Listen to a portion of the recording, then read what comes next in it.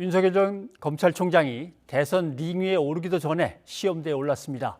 공수처가 수사에 착수한 데 이어서 이번에는 이른바 엑스파일 의혹이 불거졌습니다.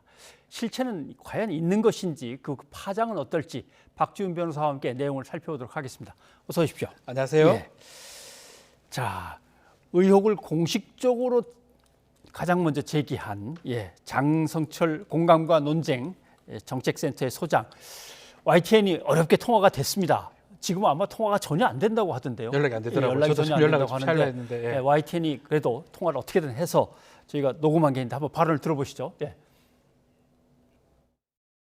건네진 건 두 종류 맞아요. 그러니까 하나는 윤석열 총장과 관련된 거를 총 정리해 놓은 문건이 하나 있고요. 네. 그것도 대략 10페이지 정도 되고, 다른 하나는 윤석열 총장 의혹, 처 의혹, 그다음에 장모 의혹 세 챕터로 되어 있고, 그 의혹의 개별 항목별로 이것은 정치적으로 이용한다, 뭐 공격거리다, 아니면 이것은 청문회 때 해명이 된 것이다, 이런 식의 정치적인 판단 의견까지 다 달려 있더라고요. 이것을 건별로 계속 해명하다가는 해명 때문에 날샐 것 같다라는 생각이 들었고요. 오늘도 야당 최고위에서 좀 이거 관련한 비판이 나왔잖아요. 페이스북에 올리기 전에 10시 경인 것 같아요. 네. 이준석 대표에게 전화를 했어요. 네. 제가 전화를 해서 아니 내가 이런 문건 입수했는데 당에서 좀 검토해보고 대응을 좀 잘 하시라라고 전달해 주려고 했거든요. 네. 근데 전화를 안 받았고 콜백이 없었어요. 네. 그리고 일요일 날 지금 현재 한 최고위원하고 통화를 하면서 주겠다고 했더니 자기한테 주지 말래요. 네. 자기 갖고 있으면 여러 가지 또 오해받는다. 그래서 그러한 분들이 저에 대해서 뭐 공개해라, 정치 공작이냐, 왜 당에는 안 주냐, 이런 식의 공격을 하는 것은 상당히 부적절한 공격이다. 네. 장성철 소장의 뭐 평소에 이런저런 어떤 행동이나 또는 방송 내용도 그렇지만 지금 얘기를 들어봐도 상당히 이런저런 고민도 있었고 신중하게 했던 얘기인 것 같습니다. 저 역시 방송을 좀 자주 해본 경험상 예. 섣불리 어떤 의혹 제기를 할 스타일은 아니고요. 확인을 아마 했을 가능성이 높고요. 실제로 소문이 꽤 많이 돌았습니다. 여의도에서 소문이 돌았고 저 역시 그 소문을 들었는데 확인은 사실을 못했던 것 같고, 그렇기 때문에 이거 자체가 아예 없는데 있는 것처럼 얘기는 안 한 것 같습니다. 그 문건 자체는 있는 게 거의 확실한 것 같고, 그 문건이 과연 누가 작성했느냐, 그 문건이 어느 정도 신빙성이 있느냐, 이 부분을 얘기하는 게 맞지 않을까 생각이 듭니다. 자, 문건이 이제 두 가지로 있다고 합니다. 그러나 리스트만 있는 게 있고, 그렇죠. 내용들이 상세하게 적힌 게 있는 게. 그래서 얼핏 보고 얘기한 게 아니라 자세히 읽어본 다음에 이제 설명을 하는 그 내용이었는데, 문제는 국민의힘 지도부에 이것을 미리 얘기를 했는데 콜백이 없었다. 그렇죠. 다시 거기에 대한 의견 전달이 없었다. 근데 또 이준석 대표는 이런 일들 참 짜증난다, 이렇게만 표현을 또 했거든요.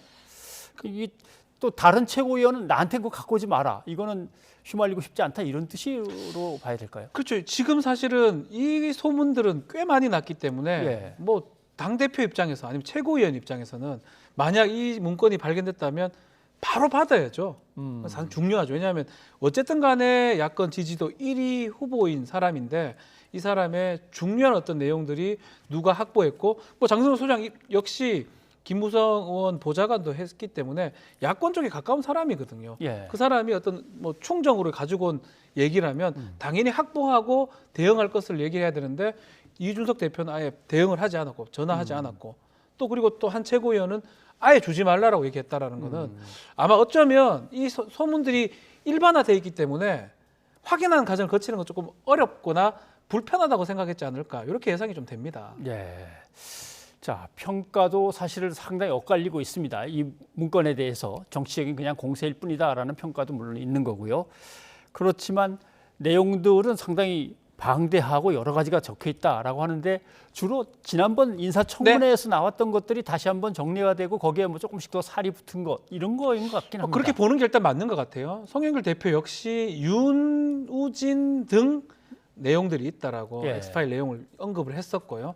윤우진 사건 같은 경우는 인사청문회 때 이미 충분히 얘기됐던 내용입니다.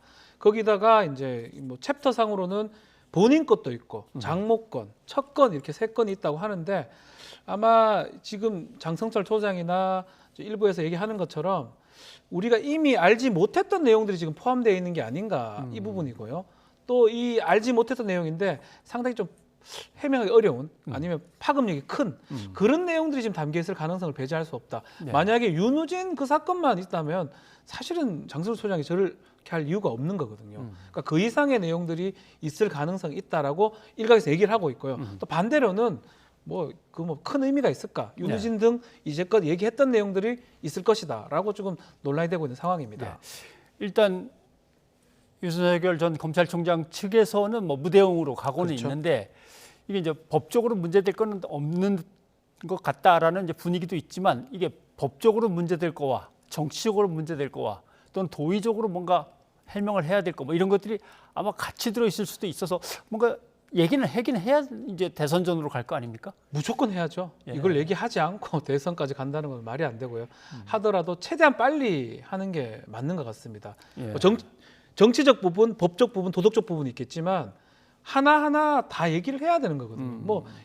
뭐 비근한 예로 이준석 대표 지금 그 병역 그 관련돼서도 사실은 법적인 부분보다는 해명을 해야 될 부분으로 많이 비춰지는 것처럼 이 윤석열 엑스파일도 만약에 공개가 되면 바로 해명이 돼야 될 것 같고요. 공개가 되지 않는다 하더라도 미리 해명을 하는 게 바람직하다라고 지금 많은 쪽에서 얘기가 나오고 있는 상황입니다. 예, 알겠습니다. 그런데 사실은 아직 당에 소속된 게 아니라 이럴 때 당이 나서서 뭐 방패막이가 돼주던 아니면 공식적인 입장들을 정리해서 내놓던 법적인 검토를 함께 해주던 이렇게 하면 좋은데 지금은 외톨이로 지금 밖에 혼자 나와 있으니까 대변인이 해야 되는데 또 대변인이 사퇴를 하고 말았습니다. 네.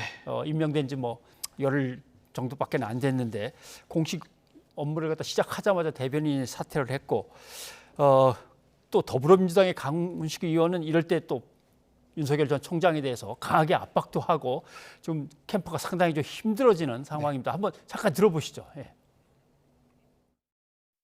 이분의 리더십은 거기까지 아닌가. 즉 검찰총장으로서 상명하복 체계에서 일사불란함을 강조하는 것. 저는 그러면서도 국민과의 직접 소통보다는 간접으로 말씀하시는 것처럼 전원 정치와 가까운 것들을 하고 또 그것을 내 뜻과 거슬리면 잘라내는 것. 그러니까 이게 사실은 굉장히 냉정한 정치의 측면으로 갖고 있어서 저는 정치인으로서 아까 말한 것처럼 약간 뭐 실망스럽다고 제가 표현을 했는데 그러니까 그런 과정을 신랄하게 드러냈다 저는 보고요.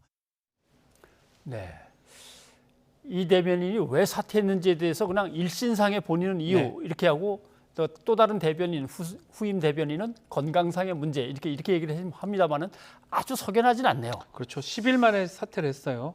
근데 뭐 일신상, 건강상 뭐 그럴 가능성도 뭐 배제할 수는 없겠지만 그거보다는 소통상의 문제가 아닌가라는 관측이 가장 많습니다.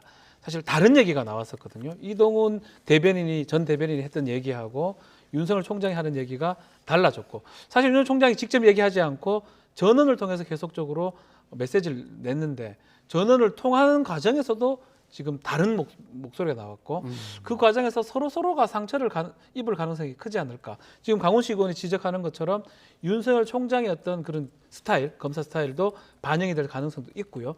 이동훈 전 대변인 입장에서도 상당히 불편하거나 불쾌했을 가능성도 있거든요. 막 그런 것들이 합쳐져서 지금 이동훈 전 대변인이 지금 좀 사퇴까지 나온 게 아닌가라고 관측이 되고 있습니다.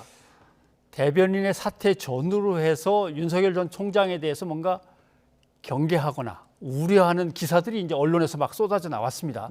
사실 이럴 때 이제 언론의 제목과 내용도 중요하지만 어느 언론사가 그런 기사를 냈느냐도 상당히 중요한데 예전 같으면 윤석열 전 총장을 방어를 좀 해주거나 비호해줬을 만한 언론사들도 요새는 약간 공격적인 또는 우려하는 기사들을 내놓고 있어요. 그런 점에서 이제 윤석열 전 총장이 아닌 다른 가능성 있는 후보들에게 이제 눈길이 자꾸 가고 있습니다. 최재형 감사원장 얘기가 그래서 자꾸 나옵니다. 그렇죠. 사실은 뭐 조선중앙동아 쪽에서는 사실 윤석열 총장에 대해서 호의적인 얘기들을 많이 했습니다. 그렇지만 중앙일보부터 해서 피로도 얘기를 하면서 윤석열 총장 또 엑스파일 얘기까지 나오니까 지금은 또 다른 또 후보로 알려져 있는 최재형 감사원장의 어떤 사태라든지 또 이달 중에 가능성도 있다라는 보도가 나왔습니다. 뭐 이 보수 언론에서 이 최재형 감사원장을 뭐 부각시키는 거는 어느 정도도 이제 내용은 뭐 밑으로 좀 되어 있을 가능성도 있을 것 같고요. 또 바람을 또 했을 가능성도 있고요. 아하. 그러니까 두 가지는 알 수는 없습니다. 예. 뭐 가장 중요한 거는 지금 나오고 있는데 지지율 상당히 높아요. 첫 조사를 했는데 4.5% 거의 5위에 해당하고요. 예. 야권에서도 상당히 큰 어떤 지지율을 지금 확보한 걸로 보이기 때문에 아마 최재형 감사원장이 선택을 할 가능성도 배제할 수 없는 상황이 아닌가 이렇게 보입니다. 예. 뭐 윤석열 전 검찰총장의 지지율과 비교하면 차이가 적은 나지만요. 거지만 네. 그러나 그걸 뺀 다른 야권 후보들하고 예상되는 후보들하고 비교하면 하긴 상당히 올라간 겁니다. 시작으로 친다면. 그런데 문제는 오늘까지 기자하고 논설위원하다가 갑자기 선거 캠프의 대변인으로 가는 것도 좀 그런데 안 맞죠. 감사원장 하던 사람이 야권의 대선 후보로 갑자기 등장한다. 이것도 뭐 법상으로는 문제가 있는지 없는지 잘 모르겠습니다. 일단 법상으로는 문제가 없어요. 법상으로. 우리 법만 좀 따져보면 감사원법에는 그런 게 있습니다. 감사위원이 정책 중립을 유지해야 되니까 감사원은 공무원들 감찰하고 이런 기관이거든요. 그 사람이 정상에 관여하거나 또 뭐 어떤 선거 운동을 하거나 요거는 못하게 돼 있어요. 감사원법에 돼 있는데 이거 말고는 가능해요. 현직 감사위원이 불가능하다는 거지. 예. 이 직을 그만뒀다면 가능한 거고요. 또 마찬가지로 일반 대통령이나 공무원들은 90일 이전에만 사직을 하면 됩니다. 그러면 선거 직전 90일 전까지만 사표를 내면 되는 거거든요. 네. 지금 법상으로는 아무 문제는 없습니다. 근데 문제는 뭐냐면 지금 계속 얘기한 건 똑같은 거죠. 검찰총장이 바로 그 대통령이 되거나 감사원장이 바로 대통령이 된다면 그걸 결과론적으로 누가 믿겠습니까? 예. 그러면 저 사람 감사원장 할 때 자기 대선 나가려고 그 필요하게 감사했고 자기 필요해서 검찰 활동했고 그렇게밖에 결과론적으로 해석이 안 되는 거거든요. 그러다 보니까 여당도 마찬가지고 지금 박병석 의장도 마찬가지고 논란이 될 수밖에 없다. 그래서 또 일각에서는 그런 어떤 법을 좀 발의해야 되는 거 아니냐라고 지금 논란이 되고 있는 상황입니다. 예. 사실 언론도 권력을 감시하는 역할에서 일정 기간을 갖다가 지냈으면 모를까 바로 다음 날 가버리는 것 이게 무슨 의미가 있는 거고 무슨 가치가 있는 거냐 이제 늘 질타를 받아왔는데 네. 사법 수사를 담당하거나 공직 감찰을 담당하던 사람이 휙 하고 갑자기 옮겨버린다.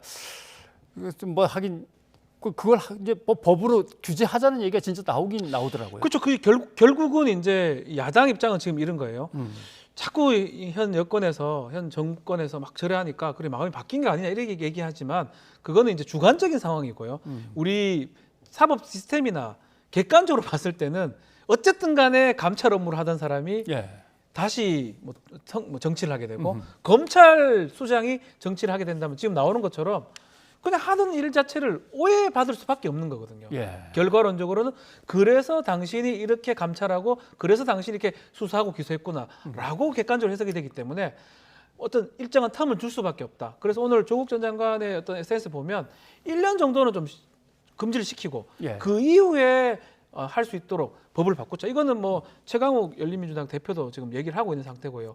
요 법안 자체가 이런 의미에서는 조금 계속 논란이 되는 것 같습니다. 예. 아무튼 공정이라고 하는 이제 시대 정신과 함께 최근에는 이해 충돌을 미리미리 방지해야 된다라는 새로운 움직임, 거기에 대한 입법 얘기라든가 각종 논의들이 진행되고 사실 뭐 LH공사 같은 네. 공기관의 직원들은 엄청난 규제를 갖다 새로 받게 되는데 저렇게 쉽사리 막 이해관계에서 얽히고 충돌하는 것은 글쎄요, 저건 좀 토론해보고 결정을 해야 될 그런 문제인 것 같긴 심각하게 합니다. 고민을 좀 해봐야 될 부분이긴 합니다. 그러네요. 자, 여기까지 듣도록 하겠습니다. 박준 변호사님 고맙습니다. 감사합니다.